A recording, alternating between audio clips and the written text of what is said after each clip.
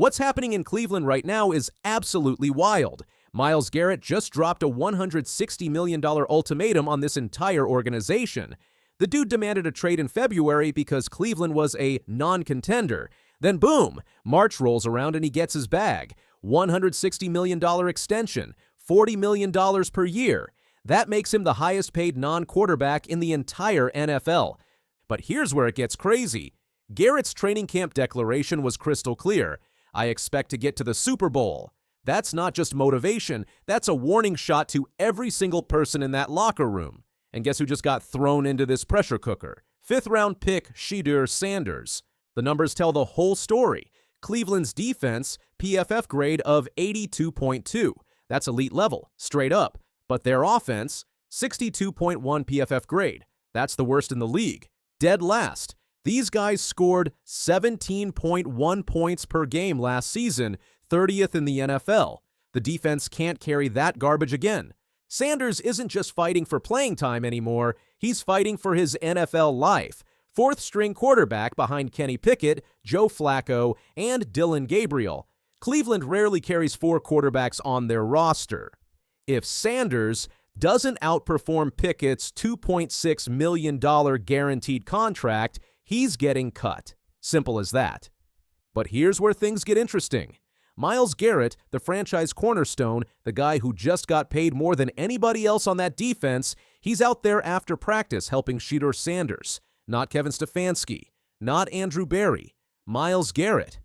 After throwing out the first pitch at a Texas Rangers game, Garrett told reporters exactly what he thinks about Sanders. He said, I think everyone was surprised to see him go to the 5th round, but he's come to camp and OTAs with a great attitude. He's a hardworking guy. He has a good head on his shoulders, and he's always positive, always optimistic, always keeps a smile on his face, and you like going to work with people who have that kind of attitude. That's not some throwaway comment. That's the highest paid defensive player in the league, co-signing a 5th-round rookie who most people thought would struggle to make the roster. Sanders went from projected 1st-round pick to 144th overall. After winning Big 12 Offensive Player of the Year honors at Colorado, scouts watched him fall down draft boards. When he finally got to Cleveland, they told him making the 53-man roster would be the greatest accomplishment of his life. Robert Griffin III offered a grim forecast for Sanders' NFL future. But Denzel Ward sees something different. Chad Johnson accidentally spilled the tea on Nightcap with Shannon Sharp. He said, I talked to Denzel Ward. Yep. I talked to some, but I can't say the name. But anyway, I done talked to some people. He looked different. There's a difference when that young bull is out there spinning that ball. You hear me? Mm-hmm.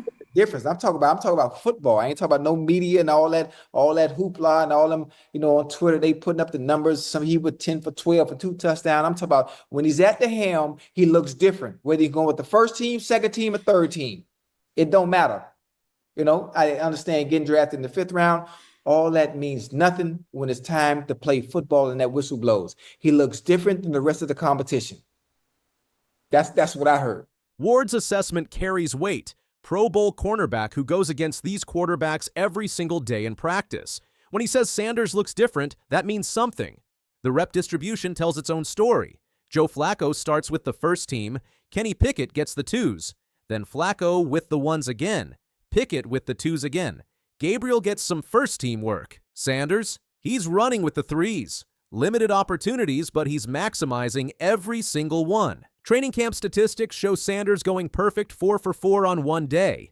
Another practice session had Sanders at 5 for 8, while Gabriel went 4 for 8, Flacco 4 for 11, and Pickett 2 for 6.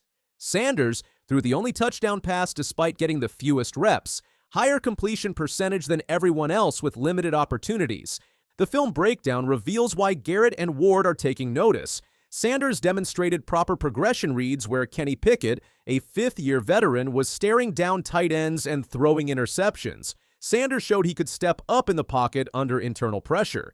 He executed a backside dig route at the 3rd level, throwing over linebackers with velocity and precision. The technical aspects matter here. Sanders attacked the middle of the field, something Kevin Stefanski wants from his quarterbacks. He showed pocket awareness, drifting when necessary under internal pressure, then stepping up when the pocket formed. The ball placement was precise, throwing frozen ropes rather than arcing passes that give defenders time to react. When reporters asked Sanders about not getting first-team reps, his response showed maturity. I don't think that's not my place, to answer, to even be able to give the answer to that. I feel like it's not in my control. So I'm not even going to think about that or have that even in my thought process of why it is. Like, there's a lot of people that want to have the opportunity to be at this level, and I'm here, and I'm thankful to have the opportunity. So whenever that is, it is. But it doesn't make me feel down, or it doesn't make me feel left out or anything, because I know who I am as a person, I know who I am as an individual, and I know what I could bring to this team. So I can never feel less than, in any circumstance. That response directly contradicts the narrative that Sanders would be a distraction. Browns legend Joe Thomas told him to keep his mouth closed, but Sanders handled media questions with professionalism. About fan support at training camp, Sanders kept his focus internal. He said, I'm definitely focused on getting completions when I get out there. So the external is cool. I'm thankful for it. I'm thankful for all y'all coming out here, being able to document everything, and doing what y'all got to do. But hey, when I get out there, I'm not thinking about it external. I'm thinking about more, in the organization, thinking about getting the play calls, executing my job, doing what I got to do. When asked about competing for the starting job, Sanders showed his competitive mindset. I don't think nobody in this organization is here if they're not trying to win. Honestly, I think, they're trying to win who gives out the best water and Gatorades out here. So it's definitely competition, everything in life. It's so many cameras out here. It's definitely competition with content, obviously, too. So I think everything in life boils down to competition. The organizational context adds pressure. Cleveland's 3-14 roster saw no significant talent infusion beyond draft picks. The receiver core is headlined by Deontay Johnson, who played for 3 teams in 2024, and rookie Quinshon Judkins. Analysts noted the absurdity of pairing a raw quarterback with a rookie receiver in Garrett's all-in season. Garrett's contract included a no-trade clause, but that's temporary. If the offense can't improve, his frustration could resurface by the trade deadline. Another losing season might revive his trade demands and trigger a full rebuild. The linebacker room took hits with retirements and departures. They lost a former Texas Longhorn to retirement and previously lost Jock, a dynamic outside linebacker who could rush the passer and play effectively off ball. They brought in Schweringer from UCLA, but he's a Sam or Will linebacker, not a Mike who calls plays for the defense. Training camp injuries started accumulating. Cedric Tillman went down holding his calf at the back of the end zone. Trainers stretched it out, possibly cramping, but the physical toll of camp was showing. Kevin Stefanski maintained there's no established pecking order. We're so far away from that type of thought process. Honestly, we're in our installation phase. It's the off-season, it's OTAS, so we're going to keep the focus there. Once you get into training camp, of course you're getting ready to play games and ultimately getting ready for playing the season, but right now, that's not our focus. Tommy Rees, the offensive coordinator, kept an open mind about all 4 quarterbacks taking the starting position. Financial considerations favor Flacco's expiring contract and Pickett's modest $2.6 million salary, making it tough for Gabriel and Sanders. The timeline creates urgency. Sanders has no better time to prove himself. Cleveland's quarterback uncertainty won't exist in 2026 when elite prospects like Arch Manning enter the draft. If Sanders fails, Toronto holds his CFL rights as a fallback option. Garrett's March extension was supposed to solve Cleveland's contention concerns, but it created new pressure. His vocal standards permeate the locker room. His criticism of last season's really bad year and emphasis on everyone chasing higher standards daily indirectly targets an offense that ranked 30th in scoring. The full team stayed after practice for extra work. Sanders was visible in his one-sleeve shirt, putting in additional time with all position groups. This contradicted narratives about lack of work ethic or commitment. And we also talked to the young quarterbacks. Shedeur Sanders, he talked a lot about just putting his head down, going to work and getting better. He's not worried about all the noise outside of this building. Of course, everybody is christening him the day one starter from a national standpoint. He's not worried about that. He's just out here trying to get better every single day. It doesn't matter to him if he's working with the first team, if he's not, and he's really, really getting better, and he's focused. Sometimes the best way to expose a broken system is to let it expose itself. And that's exactly what happened when a veteran NFL reporter thought she could rattle rookie quarterback Shedeur Sanders during what should have been a routine press conference. It's July 18th at Cleveland Browns training camp. The cameras are rolling, reporters have their notepads ready, and everyone's expecting the usual rookie quarterback questions. You know the drill. How's the playbook coming along? What's it like working with the coaches? Standard stuff. But Mary Kay Cabot, who's been covering the Browns for nearly 3 decades, had something else in mind. Instead of asking about football, she looked Shedeur directly in the eye and asked about his father Deion's health struggles. Not his preparation for camp, not his goals for the season, but a deeply personal question about his dad's medical situation. The kind of question that had absolutely nothing to do with why they were all sitting in that room. Now, let's be crystal clear about who Shedeur Sanders is. This isn't just some random 5th-round pick trying to make the team. This is a young man who's been in the spotlight his entire life, someone who's been media trained since he could barely hold a football. The son of primetime himself, carrying both the blessing and the burden of that legendary name. And Mary Kay Cabot knew exactly what she was doing. This wasn't some rookie reporter making an amateur mistake. We're talking about someone who's shaped narratives in Cleveland sports for decades, someone who's been called out before for the types of stories she chooses to spotlight. When you've got that much experience, you don't accidentally ask irrelevant personal questions during football media sessions. So what happened when she threw that grenade of a question at Shedeur? He didn't take the bait, not even close. Yeah, I don't know what's going on. So I'm here not to talk about Pops and them. I'm here for the quarterback of the Cleveland Browns. She tried to push further, asking if he had to worry about letting his thoughts drift to his father's situation. Again, Shedeur shut it down with surgical precision. I'm focused. I'm focused on learning this playbook and everything I got to do to be the most successful quarterback I could be and be the best teammate I could be. Outside of that, I don't really have no thoughts or, really opinions on anything outside this game. Boom! Game over. No emotional outburst, no viral meltdown, just a composed, calculated response from someone who recognized the trap and refused to walk into it. And here's the thing that made this moment so powerful. The internet saw it for exactly what it was. Within hours, social media exploded with people calling out the obvious media ambush. Fans, athletes, and even other journalists recognize this as a textbook example of how confident young black quarterbacks get targeted by loaded questions designed to make them look emotional, unstable, or difficult. Think about the pattern here. We've seen this movie before. Cam Newton gets criticized for dancing after touchdowns. Lamar Jackson gets picked apart for not being polished enough in interviews. And now Shedeur gets labeled as arrogant simply because he won't let reporters bait him into controversy. It's the same playbook every time. Smile too much? You're not taking football seriously. Wear nice clothes? You're showing off. Speak with confidence. You're cocky. Stay quiet and focused? Now you're cold and aloof. There's literally no way to win when the game is rigged from the start.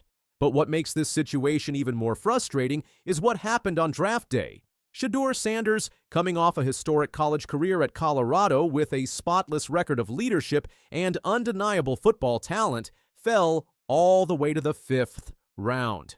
5th round. Most mock drafts had him going in the late 2nd or 3rd round at worst.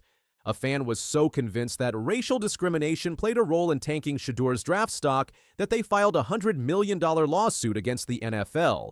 You barely heard about that in the mainstream media, which tells you everything you need to know about which stories get amplified and which ones get buried. Instead of asking why a quarterback with his credentials fell so far, the media chose to focus on his watches, his outfits, and whether he'd be humble enough to succeed as a backup. They wanted to talk about everything except his actual football ability. And this is where former NFL safety Ryan Clark deserves credit for calling it exactly what it was. Clark didn't dance around the issue or try to find diplomatic language. He said straight up that the question aimed at Shedeur was coded, that it was designed to paint him as difficult, and that it was absolutely about race.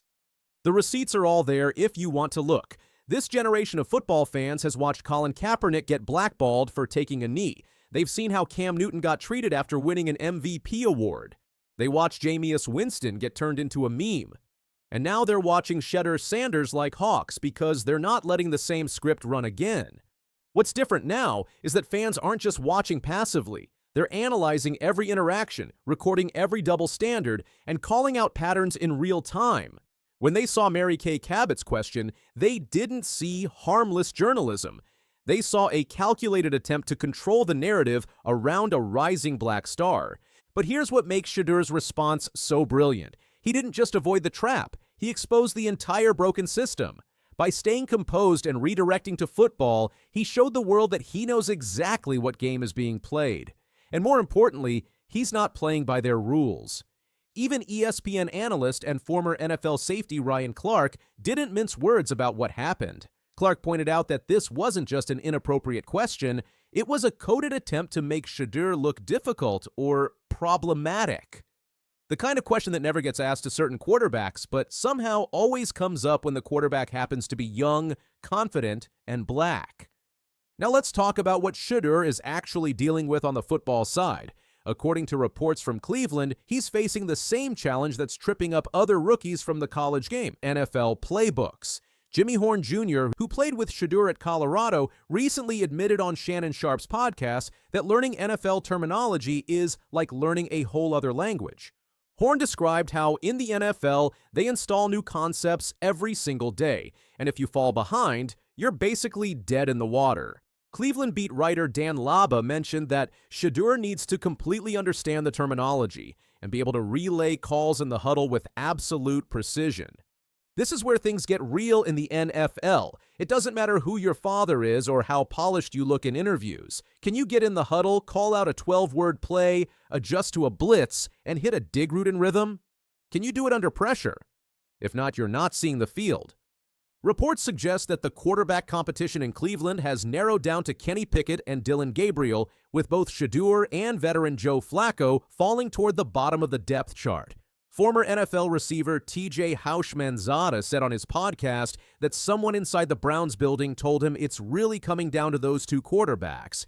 And then there are the off-field issues that critics are absolutely loving to pile onto. Shedeur got 2 speeding tickets within a 2-week period, both for driving over 100 miles per hour. He also failed to appear in court for one of the citations. Justice Hill from Cleveland.com wrote a brutal piece saying Shedeur should lose his driving privileges entirely. To me, Shedeur Sanders should lose the right to use our roads, Hill wrote. He's rich, and he can Uber anywhere he might want to go. People shouldn't trust him to take his lead foot off the pedal. These are exactly the kinds of stories that get amplified when certain players make mistakes. Traffic tickets become character flaws. Missed court dates become evidence of immaturity. But somehow, these same standards don't seem to apply equally across the board. The most telling moment might have been at the ESPYs, when comedian Shane Gillis made a joke that cut deep. Deion Sanders retired his son Shedeur's number at Colorado. Gillis said, "That's not nepotism. He went 13-12, almost won the Alamo Bowl." The camera caught the awkward laughter from the crowd, including Lamar Jackson, as everyone processed the implication that Shedeur's legacy was basically a punchline. But instead of responding with words, Shedeur let his actions speak. He posted a workout video with a simple message. No excuses, putting in the work, do what I gotta do. About to be time to be legendary, whenever that time is. Travis Hunter is about to shatter a record that stood untouched for 67 years. The Jacksonville Jaguars rookie could become the first player since Jim Brown in 1957 to win the NFL MVP award as a rookie. NFL traditionalists are already seething, but Hunter doesn't care about their opinions. The number 2 overall pick in the 2025 NFL Draft signed a 4-year, $46.65 million contract with a $30.57 million signing bonus paid up front. He became the first non-quarterback in NFL history to receive that bonus structure. Jacksonville traded up specifically to get Hunter, showing massive organizational commitment to his dual threat capabilities. Hunter dominated both sides of the ball at Colorado in 2024. He caught 96 receptions for 1,258 yards with 15 touchdowns on offense. On defense, he recorded 4 interceptions, 11 passes defensed, and allowed only a 39.9 quarterback rating when targeted. He logged over 100 snaps per game for 2 consecutive years.